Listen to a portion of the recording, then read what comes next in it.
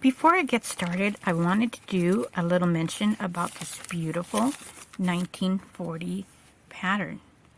This company, Hollywood 4-Star Patterns, is connected to a large industry with 394 million digital and 454 million in social platform industry. This one pattern. It'll be towards the end of the video, so don't miss out the end. Welcome back and welcome new viewers. I have a special treat for you today. This is an episode of Tuesday Time Bank, where I find something lost, something vintage, and something out of a time capsule. Today I have two patterns for you. I'm going to start with this one, which is Butterick, and I'm going to bring it really close so that you can see over here. Let me see right here, where right at the top it says that it has been scanned. I purchased this and it is a vintage original. So right over here it's telling me that before selling this it was scanned, and if you try to look for vintage patterns, most of the time you'll be able to find them. I'm not going to name the company, but it is an artistic company. I'm not fond of it, but there are some people I know that still sell from there. Sadly, what they do to their sellers. So I'll leave it at that.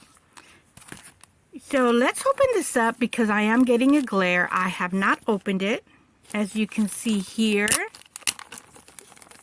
And get this out so that you can see it. In the meantime, stick around to the end. There is a bit of information. I went down the rabbit hole on the second pattern that I'm about to show. And I got like a boatload of information because I didn't know anything about it. But turns out, as you'll know, there's a lot of information of the second pattern. So here is the very beautiful pattern.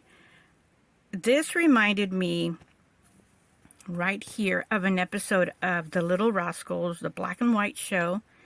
And the teacher had a gorgeous dress. I don't know the episode. Oh, sorry about that. But that really reminded me, and it is from that era. And here's the second one. Where did I find what it said here? They call this a frock. Here we go, down here. So this right here, let me see if it gets focused. You can see right here it says frock for women and misses. So this is considered a frock, but it is so lovely. And again, what they used as main fabric of that time, of the 1930s, was silk chiffon, very beautiful flowing, and rayon, very soft, light cotton. Let's get a focus there. And I know that they used organdy, stiff organdy at that time. So here is the information here. So let's take a look at the pictures and see how they went ahead and did this lovely, let me see if I can get my pointer, this lovely little pleat over here.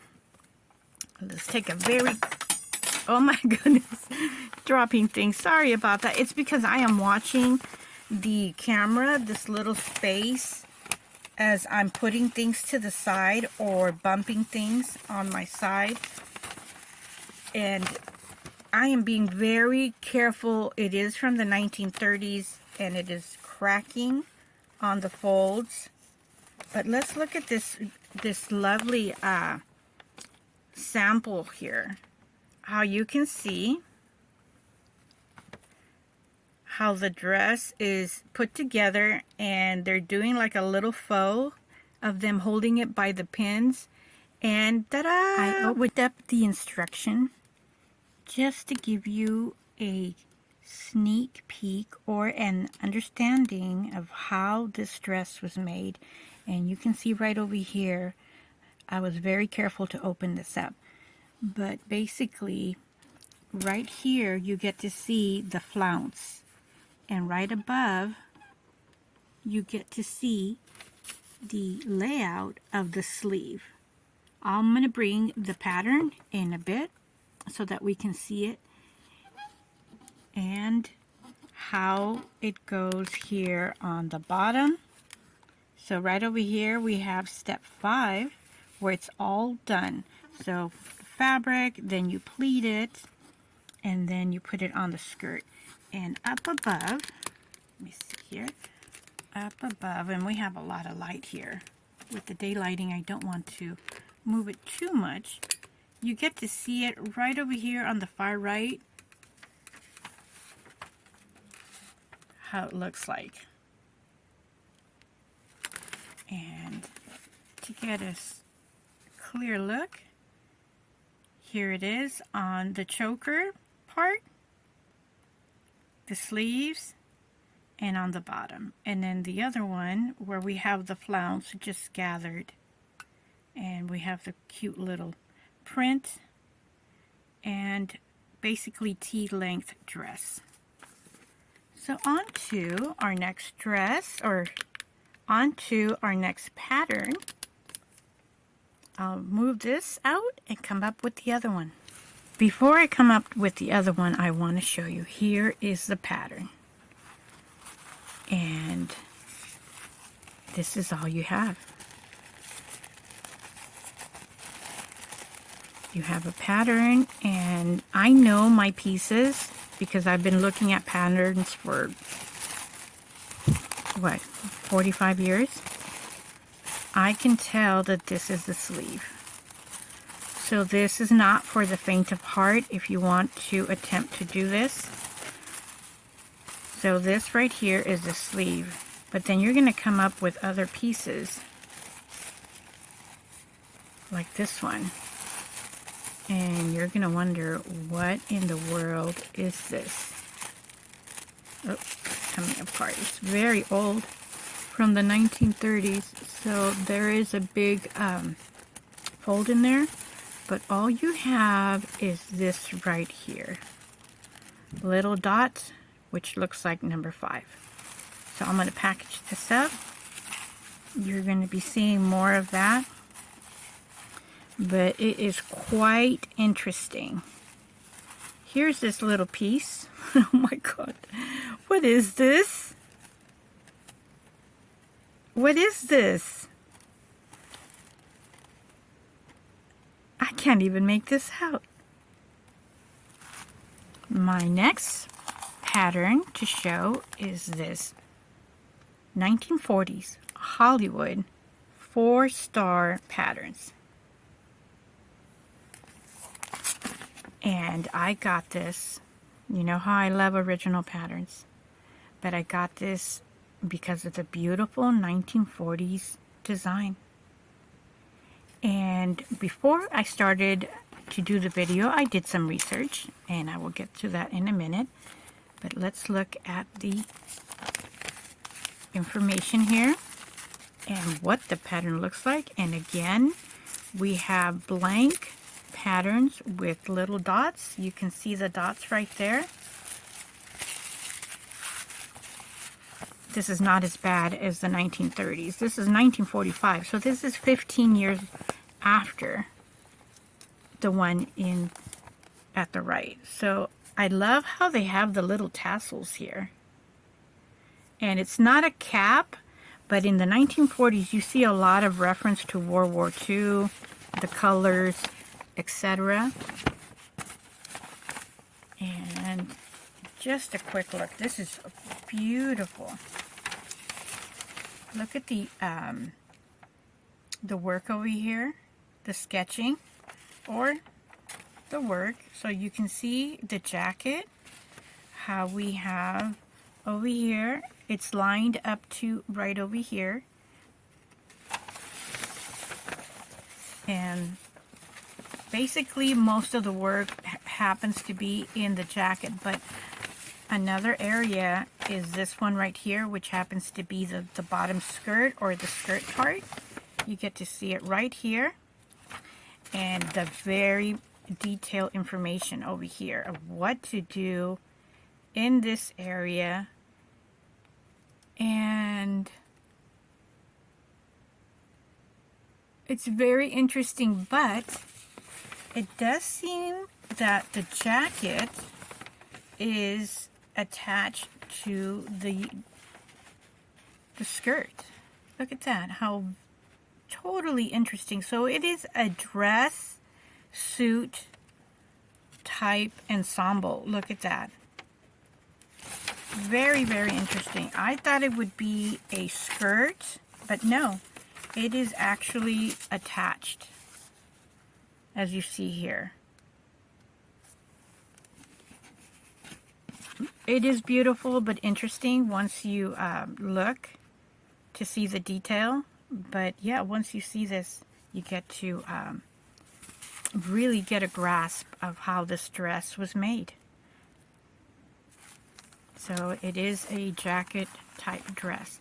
So now on to the information about the 4-star pattern, the Hollywood. So the information about this is, I looked in the back because I wanted more information, and it says the Hollywood Pattern Company, Greenwich, Connecticut. And I was thinking, what does Connecticut have to do with Hollywood? So I looked, and there was hardly any information about the 4-star pattern. So then I went to look a little bit further, and finally I found some information. So the 4-star pattern company was created by Condé Nast in 1932, and it kept on making patterns. It got to be very popular because what they did at the time is they started to use Hollywood star celebrity faces within the patterns. This one does not, but they started using the pictures of Hollywood stars, and that's how they got quick popularity because of that. So that's possibly how we got the name Hollywood and Connecticut in association.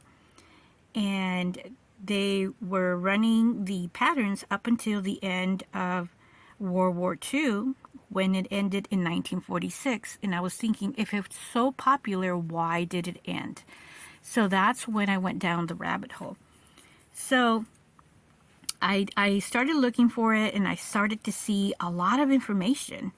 And I saw CN Media brands, Condé Nast. I saw something about travel.